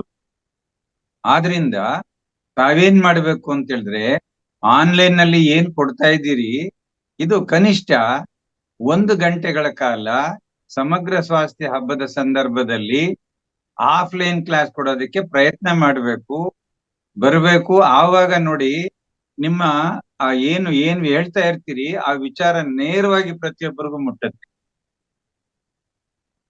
ಈಗ ನಾನ್ ನೋಡ್ತಾ ಇದ್ದೀನಿ, ಮಲ್ಲಪ್ಪ ನಾಯ್ಕರು ಇರ್ಬೋದು, ರೇವಣ್ಣಪ್ಪನವ್ರು ಇರ್ಬೋದು, ಇವರೆಲ್ಲರೂ ಕೆಲವರು ಬಹಳ ಶ್ರದ್ಧೆಯಿಂದ ಕೂತ್ಕೊಂಡು ಕೇಳಿಸ್ಕೊತಾ ಇದ್ದಾರೆ. ಲಕ್ಷ್ಮೀಕಾಂತಮ್ನವರು ಕೆಲಸ ಮಾಡ್ತಾ ಕೇಳಿಸ್ಕೊತಾ ಇದ್ದಾರೆ. ಆದ್ರೆ ಏನಾಗತ್ತೆ ಅಂತಂದ್ರೆ ಗೊತ್ತಾಯ್ತು, ಏನಾಗತ್ತೆ ಅಂತ ಹೇಳಿದ್ರೆ, ನಾವು ಏನ್ ಕೆಲಸ ಮಾಡೋದಕ್ಕೆ ಮನಸ್ಸು ಕೊಡ್ತೀವಿ, ಮನಸ್ಸು ಅಲ್ಲೇ ಹೋಗ್ಬೇಕು. ಕೆಲಸದ ಕಡೆ ನಮ್ಮ ಮನಸ್ಸು ಹೋಗ್ಲಿಲ್ಲ ಅಂತ ಹೇಳಿದ್ರೆ ಆವಾಗ ಆ ಕೆಲಸ ಹದ್ಗೆಟ್ಟು ಹೋಗ್ಬಿಡುತ್ತೆ. ಅದಕ್ಕೆ ನಾನ್ ನಮ್ಮ ಮನೇಲಿ ಹೇಳ್ತಾ ಇರ್ತೀನಿ, ಟಿವಿ ಆಫ್ ಮಾಡ್ಬಿಟ್ಟು ಅಡಿಗೆ ಮಾಡು, ಇಲ್ಲ ಬೇಕಾದ್ರೆ FM ಹಾಕೊಂಡ್ ಕೇಳ್ಕೊಂಡು ಅಡಿಗೆ ಮಾಡು. ಟಿವಿ ನೋಡ್ತಾ ಅಡಿಗೆ ಮಾಡಿದ್ರೆ ನಾನು ತಿನ್ನಂಗಿಲ್ಲ, ನೀನು ತಿನ್ನಂಗಿಲ್ಲ, ನಾಯಿ ಪಾಲಾಗುತ್ತೆ. ಕೆಲಸ ಇತ್ತೀಚೆಗೆ ನಾಯಿಗಳು ತಿನ್ನಲ್ಲ, ಅವು ಮೂಸ್ ನೋಡ್ಬಿಟ್ಟು ಹೋಗ್ತವೆ. ಆದ್ರಿಂದ ದಯಮಾಡಿ ಸಾಧ್ಯವಾದಷ್ಟು ನೀವು ಸಮಗ್ರ ಸ್ವಾಸ್ಥ್ಯ ಹಬ್ಬದಲ್ಲಿ ಭಾಗವಹಿಸ್ಬೇಕು, ವಿಷಯಗಳನ್ನ ನೇರವಾಗಿ ಕೊಡ್ಬೇಕು. ಇಂಥ ವಿಷಯಗಳಿದಾವಲ್ಲ, ಇವು ನೇರವಾಗಿ ಕೊಟ್ಟಾಗಲೇ ಅವು ಗಟ್ಟಿ ಆಗೋದು. ಪ್ರಯತ್ನ ಮಾಡಿ ಸ್ವಲ್ಪ. ಅದಕ್ಕೆ ಸರ್ ನಾನು ಈಗ ರಾಯಚೂರು ಹಬ್ಬದ ವಿಷಯದಲ್ಲ, ಅದರಲ್ಲಿ ಮೇಡಮ್ ಮತ್ತೆ ವಿಜಯಲಕ್ಷ್ಮಿ ಮೇಡಮ್ ಈ ಸತ್ಯಪಾಯನ ಮಾಡಿದ್ರಲ್ಲ, ಅವ್ರು ತುಂಬಾ ಚೆನ್ನಾಗಿ ಮಾಡಿದ್ದಾರೆ. ಇವರೆಲ್ಲ ಹ್ಮ್ ಬಂದು ಅಲ್ಲಿ ಸ್ಪೀಚ್ ಕೊಡ್ಬೇಕು. ಈಗ ಏನಾಗ್ತದೆ ಬರ್ಬೇಕು. ಅಂದ್ರೆ ಅಲ್ಲಿ ಹ್ಮ್ ನಾವು ಇರ್ತೀವಿ. ಸೊ ನಮ್ನ ಯಾವಾಗ್ಲೂ ಪ್ರತಿ ದಿವಸ ನೋಡ್ತಾನೆ ಇರ್ತಾರೆ ಇವರು. ಓಕೆ, ಎಲ್ಲ ಹ್ಮ್ ವೇದಿಕೆದಲ್ಲಿ ನೋಡ್ತಾನೆ ಇರ್ತಾರೆ, ನಮ್ಮ ವೇದಿಕೆಯಲ್ಲಿ ಮಾಡ್ತಾ ಇರ್ತಾನೆ ಇರ್ತೀವಿ. ನಮ್ ಹೌದು. ಜೊತೆಗೆ ಎಲ್ಲಾ ಮಾಸ್ಟರ್ಸ್ ಅಂದ್ರೆ ವಾಣಿ ಮೇಡಮ್, ವಿಜಯಲಕ್ಷ್ಮಿ ಮೇಡಮ್, ಇವ್ರು ಯಾರ್ಯಾರು ಹ್ಮ್ ಈಗಾಗಲೇ ವಿಷಯವನ್ನು ತುಂಬಾ ಹೆಚ್ಚಾಗಿ ತಿಳ್ಕೊಂಡು ಸಾಧನೆ ಮಾಡ್ತಾ ಇದ್ರು, ಇವರೆಲ್ಲ ಇರಬೇಕು. ಹೌದು. ಸೊ ಅವಾಗ ಇನ್ನು ಕಾರ್ಯಕ್ರಮ ಇನ್ನು ತುಂಬಾ ಅದ್ಭುತವಾಗಿರತ್ತೆ. ಈಗ ಹ್ಮ್ ನಾವು ಬೇರೆ ಕಡೆಯಿಂದ ಮಾಸ್ಟರ್ಸ್ನು ಕರೆಸ್ಬೇಕಂತ ಅವಶ್ಯಕತೆನೂ ಬರಲ್ಲ. ಬರಲ್ಲ, ಹಾ. ಬೇಕಿಲ್ಲ. ಈಗ ನಮ್ಮಲ್ಲಿ ಸಾಕಷ್ಟು ಹ್ಮ್. ರಿಸೋರ್ಸ್ಫುಲ್ನೆಸ್ ಪರ್ಸನ್ಗಳಿದ್ದಾರೆ ಇಲ್ಲಿ. ಹೌದು ಹೌದು. ಏನಪ್ಪಾ ಅಂತಂದ್ರೆ ಇವರೆಲ್ಲರೂ ಏನ್ ಮಾಡ್ಬೇಕು ಅಂತ ಹೇಳಿದ್ರೆ, ನಾವು ಕೇವಲ ವೀಕ್ಷಕರಾಗಬಾರ್ದು, ಬರೀ ಪ್ರೇಕ್ಷಕರಾಗಬಾರ್ದು. ಹೌದು. ನಾವು ಕೂಡ ನಮ್ಮಲ್ಲಿರ್ತಕ್ಕಂಥ ಜ್ಞಾನವನ್ನ ಕೊಡಬೇಕು ಅಂತಕ್ಕಂಥ ಭಾವನೆಗೆ ಬರಬೇಕು. ನೋಡಿ, ಮಲ್ಲಪ್ಪ ನಾಯಕರು ಮತ್ತೆ ರೇವಣ್ಣಪ್ಪನವರು ಸುಮಾರು ಜನ ಹ್ಯಾಂಡ್ ರೈಸ್ ಮಾಡಿದ್ದಾರೆ. ಮಾಡಿ ಅವ್ರಿಗೆ ಅವಕಾಶ ಮಾಡಿಕೊಡಿ, ಎಸ್. ಮಾತನಾಡ್ಲಿ ಅವರನ್ನು. ಹಾ. ಎಸ್ ಮೇಡಮ್, ವಾಣಿ ಮೇಡಮ್, ನೀವು ರಾಯಚೂರು ಹಬ್ಬದಾಗ ಬರ್ತಾ ಇದ್ರಾ? ರಾಯಚೂರಿ ಬರಕ್ ಆಗಲ್ಲ ಸರ್, ಈಗ ನಮ್ಗೆ ವರ್ಕಿಂಗ್ ಡೇ ಇದೆ ಇಲ್ಲಿ. ಸಂಡೇ ಅಲ್ವಾ? ಸಂಡೇ ಸಂಡೇ ರಜೆ ಇದೆಯಲ್ಲ. ಲಾಂಗ್ ಜರ್ನಿ ಬರ್ಲಿಕ್ಕೆ ಆಗಲ್ಲ ಸರ್, ಈಗ ಲಾಸ್ಟ್ ಟೈಮ್. ಎಷ್ಟು ದೂರ ಆಗತ್ತೆ? ನಾನಿರೋ ಸಿರ್ಸಿ ಹತ್ರ ಸರ್ ಈಗ ವರ್ಕ್ ಮಾಡ್ತಾ ಇರೋದು. ಅದೇ ಎಷ್ಟು ದೂರ ಆಗತ್ತೆ? ಅದು ಐಡಿಯಾ ಇಲ್ಲ ಸರ್, ಬಟ್ ಆದ್ರೂ ವ್ಯವಸ್ಥೆ ಇಲ್ಲ ಸರ್ ಹೋಗಿ ಬರ್ಲಿಕ್ಕೆ. ಬಸ್ ಇಲ್ಲ, ಬಸ್ ಬರಲ್ಲ ಅಲ್ಲಿಂದ? ಬರಲ್ಲ, ಟ್ರೈನ್ ವ್ಯವಸ್ಥೆನೂ ಇಲ್ಲಿ ಇಲ್ಲ ಸರ್ ಸಿರ್ಸಿ ಪಕ್ಕ. ಅಂದ್ರೆ AC ಬಸ್ಗಳು ಇರ್ತದಲ್ಲ, ಓವರ್ ನೈಟ್ ಬರೋದು ಹೋಗೋದು ಆಗಲ್ಲ? ನೆಕ್ಸ್ಟ್ ಸರ್ ನೋಡೋಣ, ನಿಯರ್ ಆದಾಗ ನಾನು ಬರ್ತೀನಿ ಸರ್. ಮೊದ್ಲು ಅದೇನ ಬೆಂಗಳೂರಾದಾಗ ಭಾಗವಹಿಸ್ತೀನಿ. ಅದೇನಾಗತ್ತಂದ್ರೆ ನೆಕ್ಸ್ಟ್ ಅನ್ಕೊಂಡ್ರೆ ನೆಕ್ಸ್ಟ್ ಜನ್ಮಕ್ಕೆ ಹೋಗ್ಬಿಡ್ತೀವಿ ನಾವೆಲ್ಲ. ಅಲ್ಲ, ಇವರು ನೆಕ್ಸ್ಟ್ ಅರ್ಥ ಅಂತ ಇದ್ರೆ ಹತ್ರ ಬೇಕು ಅಂದ್ರೆ ಶಿರ್ಸಿನಲ್ಲಿ ಅರೇಂಜ್ ಮಾಡ್ಬೇಕಾಗತ್ತೆ ಇವ್ರ. ಆಮೇಲೆ ನಮ್ಗೇನಿಲ್ಲ, ನಾವ್ ಅಲ್ಲಿಗೆ ಬರ್ತೀವಿ ಬೇಕಾರೆ. ಇಲ್ಲ, ಈಗ ಏನಾಗತ್ತಂದ್ರೆ ನಾವು ಸೇವೆ ಅನ್ನೋದು ಹೆಂಗಿರ್ತದೆ ಗೊತ್ತಾ? ನಮ್ಮಲ್ಲಿರುವಂತ ಜ್ಞಾನವನ್ನು ಹಂಚ್ಕೊಡಕ್ಕೆ ನಾವು ಸಿದ್ಧವಾಗಿರ್ಬೇಕು. ಸ್ವಲ್ಪ ಶ್ರಮ ಆದ್ರೂ ನಮ್ಮ ಗುರುಗಳು ಏನ್ ಮಾಡ್ತಾರೆ, ನಾನು ಹೇಳಿದ್ದೀನಿ ಅವ್ರ ಬಗ್ಗೆ ಹೇಳುವಾಗ ಎಷ್ಟೋ ಸರಿ ಹೇಳಿದ್ದೀನಿ. ನೈಟ್ ಎಲ್ಲ ರೆಡ್ ಬಸ್ಸಲ್ಲಿ ಕೂತ್ಕೊಂಡು, ಅದನ್ನು ಸೀಟು ಇಲ್ಲ ಪಾಪ, ಸುಮ್ಮನೆ ನಿಂತ್ಕೊಂಡು ಇಲ್ಲಿ ಸುಮಾರು ದಾವಣಗೆರೆ ಅಲ್ಲಿಗೆ ಹೋಗೋದು, ಚಿತ್ರದುರ್ಗ ಇಲ್ಲೆಲ್ಲ ಹೋಗೋದು. ಮತ್ತೆ ಅಲ್ಲಿ ಹೋದ ತಕ್ಷಣ ಇಲ್ದ ತಕ್ಷಣ ಮಾಸ್ಟರ್ಸ್ ರೆಡಿ ಇರ್ತಾರೆ. ಸರ್ 6 ಗಂಟೆ ಕಾರ್ಯಕ್ರಮ, ಹೌದಾ, ಒಂದು ಅರ್ಧ ಗಂಟೆ ಕೊಡಪ್ಪ, ಆಯ್ತು. ಅಂದ್ರೆ ನಿದ್ದೆ ಇಲ್ಲ, ರೆಸ್ಟ್ ಇಲ್ಲ, ಅಲ್ಲಿ ಹೋಗಿ ತಯಾರಾಗೋದು, ಮತ್ತೆ ಕಾರ್ಯಕ್ರಮಕ್ಕೆ ಹೋಗೋದು, ಅದಾದ್ಮೇಲೆ ಮತ್ತೊಂದು ಈ ರೀತಿಯಲ್ಲಿ ನಮ್ಗಿರೋದು ಮೇಡಮ್. ಎಷ್ಟೋ ಜೀವನದಲ್ಲಿ ಬೇಗ ತಗೋಲಿ, ತೊಂದರೆ ಇಲ್ಲ, ನಾವು ತಗೋಬೇಕು, ಎಲ್ಲರೂ ತಗೋಬಹುದು, ತೊಂದರೆ ಇಲ್ಲ. ಆದ್ರೆ ನಮ್ಗೆ ಅರ್ಥ ಆಗಿದ ಮೇಲೆ ನಮ್ಮಲ್ಲಿ ಆ ಪರಿವರ್ತನೆ ಬರಬೇಕು. ಏನಂತಂದ್ರೆ ಜಾಸ್ತಿ ಬೇಡ. ಏನ್ ಮಾಡ್ತೀವಿ ಅಂದ್ರೆ ಪದೇ ಪದೇ ಒಂದೇ ಒಂಥರ, ಇದು ಯಾವ್ದೊಂದು ಚಕ್ರ ತರ ಸುಡ್ತಾ ಇರೋದು. ಈ ಜೀವನದಲ್ಲಿ ಚಕ್ರ ತರ ಸುಡ್ತಾ ಇರೋದು, ಮಾಡಿರೋದೇ ಮಾಡೋದು, ಮತ್ತೆ ಮಕ್ಕಳು, ಮತ್ತೆ ಎಲ್ಲ ಗಂಡ ಹೆಂಡತಿ, ತಂದೆ ತಾಯಿ, ಇದೇ ಕೊನಸಾಗಿರೋದು. ಅದಕ್ಕಿಂತ ನಮಗೂ ಒಂದು ಚೈತನ್ಯ ಕೊಟ್ಟಿದ್ದಾರೆ ಗುರುಗಳು. ಆ ಚೈತನ್ಯದಿಂದ ನಮ್ಗೆಲ್ಲ ಅರಿವು ಬಂದಿದೆ. ಈಗ ನಾವು ಸ್ವಲ್ಪ ಜಾಗೃತವಾಗಿ ನಾವು ಜೀವನ ಮಾಡ್ಬೇಕು. ಏನ್ ಮಾಡ್ಬೇಕು ಅಂತ ಮಾಡ್ಬೇಕಾಗಿರೋದೇ ಮಾಡ್ಬೇಕು ಹೆಚ್ಚಾಗಿ. ಸೇಮ್ ಓಲ್ಡ್ ಸ್ಟೋರಿ ರಿಪೀಟ್ ಮಾಡ್ಕೋಬಾರ್ದು. ಆ ರೀತಿಯಲ್ಲಿ. ಜೊತೆಗೆ ಹ್ಮ್. ಇದರಿಂದ ನಮ್ಗೆ ಬಿಡುಗಡೆನೆ ಇಲ್ಲ. ಹ್ಮ್. ಇದರಿಂದ ಬಿಡುಗಡೆನೆ ಇಲ್ಲ. ಹೌದು. ಯಾರೋ ಒಬ್ರು ಗುರುಗಳು, ಒಂದ್ ಸಣ್ಣ ಘಟನೆ 1 ನಿಮಿಷದಲ್ಲಿ ಹೇಳ್ಬಿಡ್ತೀನಿ. ಹ್ಮ್. ಯಾರೋ ಒಬ್ರು ಗುರುಗಳು ದಿನ ಯೋಗ ಕಲಿಸುವವರು ದಾರಿಲಿ ಹೋಗ್ಬೇಕಾರೆ ಅಲ್ಲೊಬ್ಬ ಕೂತಿರ್ತಿದ್ನಂತೆ, ಒಂದ್ 20-30-35 ವರ್ಷದ ಯುವಕ. ಏನಪ್ಪಾ, ಇಲ್ಲಿ ಸ್ಕೂಲ್ ಹತ್ರ ಅಂಗಳದಲ್ಲಿ ಯೋಗ ಕಲಿಸ್ತಾ ಇದ್ದೀನಿ, ಬಾ ನೀನು ಅಂತ ಕರೆದ್ನಂತೆ. ಏನಪ್ಪಾ ಮಾಡೋದು, ಚಿಕ್ಕ ಮಕ್ಕಳು, ನನ್ನ ಹೆಂಡತಿ ಒಬ್ಳೇನೆ, ಈ ಮಕ್ಕಳನ್ನೆಲ್ಲ ನೋಡ್ಬೇಕು, ಮಕ್ಕಳಿಗೆ ಸ್ವಲ್ಪ ಊಟ ತಿಂಡಿದೆಲ್ಲ ಮಾಡಿಸ್ಬೇಕು, ಸ್ಕೂಲ್ ರೆಡಿ ಮಾಡಿ ಕಳಿಸ್ಬೇಕು ಅಂದಂತೆ. ನಾನು ಸ್ವಲ್ಪ ಮಕ್ಕಳು ದೊಡ್ಡವರಾದ್ಮೇಲೆ ಬರ್ತೀನಿ ಕಣಪ್ಪ ಅಂದಂತೆ. ಸರಿ, ಮಕ್ಕಳು ಬೆಳೆದ್ರು, ದೊಡ್ಡವರಾದ್ರು.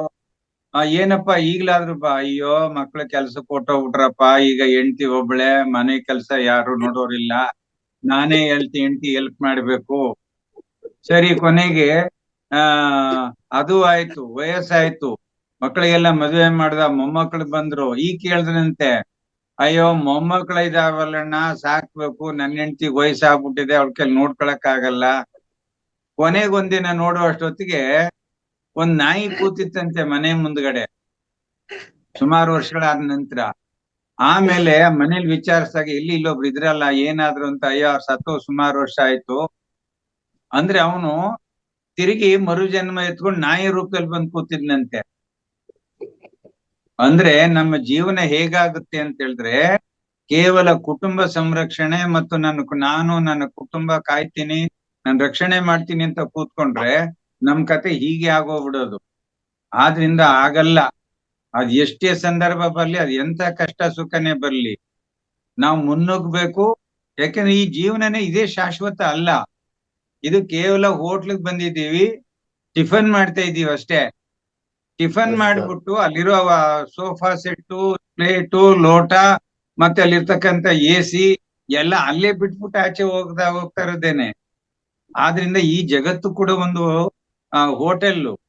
ನಾವಿಲ್ಲಿ ಬಂದಿದ್ದೀವಿ, ಇಲ್ಲಿರ್ತಕ್ಕಂಥ ಸುಖ ಸೌಭಾಗ್ಯಗಳನ್ನ ನಾವು ಅನುಭವಿಸ್ತಾ ಇದ್ದೀವಿ, ನಮ್ಮಲ್ಲಿರ್ತಕ್ಕಂಥ ಜ್ಞಾನವನ್ನ ವಿನಿಮಯ ಮಾಡ್ಕೊಳ್ತಾ ಇದ್ದೀವಿ, ಹೋಯ್ತಾ ಇರೋದೇವಿ ಎಲ್ಲ ಬಿಟ್ಬಿಟ್ಟು.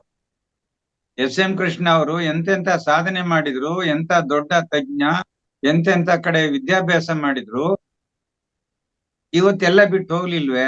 ಯಾವುದು ಶಾಶ್ವತ ಅಲ್ಲ. ಆದ್ರಿಂದ ಇದನ್ನೆಲ್ಲ ನಾವು ಅರ್ಥ ಮಾಡಿಕೊಂಡು ನಮ್ಮಲ್ಲಿರ್ತಕ್ಕಂಥ ಜ್ಞಾನವನ್ನ ಜಗತ್ ಹಂಚೋದಕ್ಕೆ ಪ್ರಯತ್ನ ಮಾಡಬೇಕು. ಮತ್ತೆ ನೋಡಿ, ಮೈಸೂರಿಂದ ರಾಯಚೂರಿಗೆ 680 ಕಿಲೋಮೀಟರ್. ನಿನ್ನೆ ನಾನು ಚೆಕ್ ಮಾಡಿದೆ, 680 ಕಿಲೋಮೀಟರ್. ಶಿರ್ಸಿಯಿಂದ ರಾಯಚೂರಿಗೆ ಯಾರೋ ಒಬ್ರು ಈಗ ಹಾಕಿದ್ರು ಬರೀ 400 ಕಿಲೋಮೀಟರ್. ಆಯ್ತಾ? ಈ ವಯಸ್ಸಿನವನು ನಾನು ಇಷ್ಟು ದೂರಿಂದ ಅಲ್ಲಿಗೆ ಬರ್ತಾ ಇದ್ದೀನಿ ಅನ್ಬೇಕಾರೆ, ನೀವ್ ಈ ವಯಸ್ಸಿನವರು ಇನ್ನು ಖುಷಿಯಾಗಿ ಬರ್ಬೇಕಲ್ವಾ? ನೋಡಿ, ಪ್ರಯತ್ನ ಮಾಡಿ. ಯಾಕೋ ವಾಣಿಯವ್ರು ಮರ್ಯಾಗ ಹೊಟ್ಟೋದ್ರು. ಬಂದ್ರು ಪ್ರಯತ್ನ ಮಾಡಿ. ಪ್ರಯತ್ನ ಯಾಕಂದ್ರೆ ಮಾಡಿ. ನಿಮ್ಮಂತವರೆಲ್ಲ ಬರ್ಬೇಕು. ಹೌದು, ನಿಮ್ಮಂತ ಜ್ಞಾನ ಅದು ನಿಮ್ಗೆ ಲಿಮಿಟ್ ಆಗ್ಬಾರ್ದಮ್ಮ. ನಮ್ಗಿರುವಂತ ನಾವೆಲ್ಲರೂ ಗೊತ್ತು, ಒಂದೇ ಜೀವನ, ಇಷ್ಟೇ ಲೈಫು, ಶಾರ್ಟ್ ಇದು. ಎಷ್ಟು ಯಾವಾಗ ಮುಗಿತದೋ ಗೊತ್ತಿಲ್ಲ. ಮುಗಿಯೋ ಡೇಟ್ ಅಂತೂ ಯಾರಿಗೂ ಗೊತ್ತಿಲ್ಲ, ಯಾವಾಗಂತ ಗೊತ್ತಿಲ್ಲ. ಯಾಕೆ ನಾವು ಶನಿವಾರ ಭಾನುವಾರ ರಜೆ ಇದೆ. ಶನಿವಾರ ಭಾನುವಾರ ರಜೆ ಇದೆ. ಹಾಗಾಗಿ ನೀವು ಹೇಳುವಂಗೆ ಇಲ್ಲ, ಬೇರೆ ಇನ್ನೇನು ಹೇಳಂಗಿಲ್ಲ.